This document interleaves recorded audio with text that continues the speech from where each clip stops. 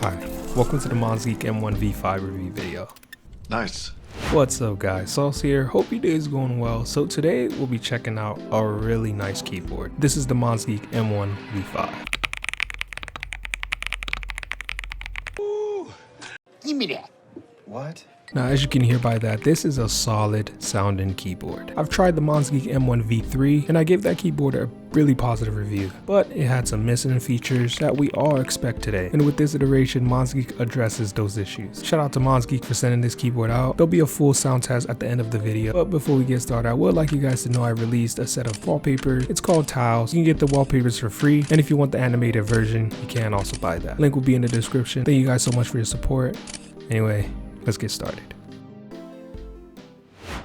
So, this is the Monsgeek M1 V5. This keyboard is still available on Monsgeek's website. I know some of you guys will be happy about this. Yes, you can get this keyboard in ISO format. It's available for $90, which is honestly not too bad. This is just the bare bones kit, so you will have to get keycaps and switches, which will bring the price up a little bit more, somewhere around $120, $130, $40. But in the box, it does come with a USB-C cable, which is coiled, not braided, a keycap puller, and a switch puller. I really love Monsgeek's switch pullers, although they're separate from the keycap and switch puller that you usually get. The switch puller on this one's actually really solid, and I like it. It also comes with a set of screw-in stabilizers, so if you wanted to use that, you can, and the 2.4 GHz dongle. When it comes to the looks and the design of the keyboard itself, it's not much different. It looks pretty much the same.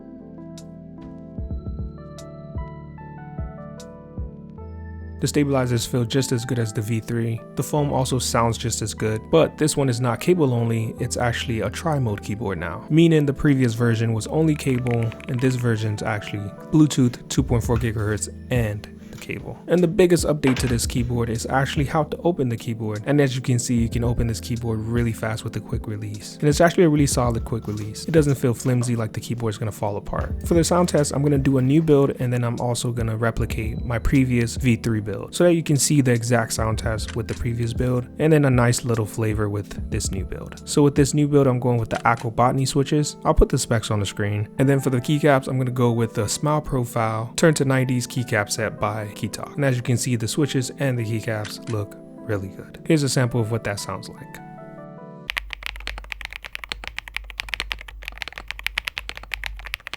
And for the build that I did previously with the V3, it was the Creamy Purple Pro by Akko. Full specs will be on the screen, which are really budget friendly, just like the Botany switches, and they're both linear switches as well. Comment below which one you think looks better, the Akko Botany or the Creamy Purple Pro. I did release a video with more Akko switches on my channel, so go to my previous video and you will see some new cool switches. And here are the specs on the screen. And the keycaps that I used for this build were the programmer keycaps. Fingers crossed it's still available, but sometimes it does go away. And this is what it sounds like.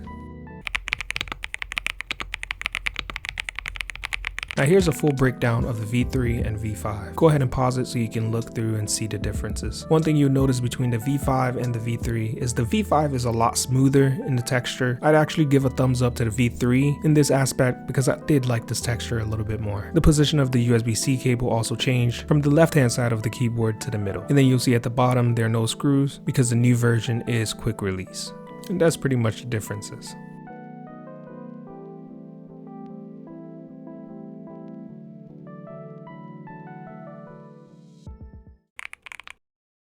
And for my final thoughts, I'm really happy with this keyboard. Definitely a huge shout out to Monsgeek for actually updating this keyboard and listening to the complaints from the V3. The V5 definitely is a better version of this keyboard. The sound is not exactly the same, but it's not extremely noticeable. This is definitely an awesome keyboard, an amazing keyboard. I love typing on it, playing games on it, and it gets a huge thumbs up for me. Now let's get into the sound test.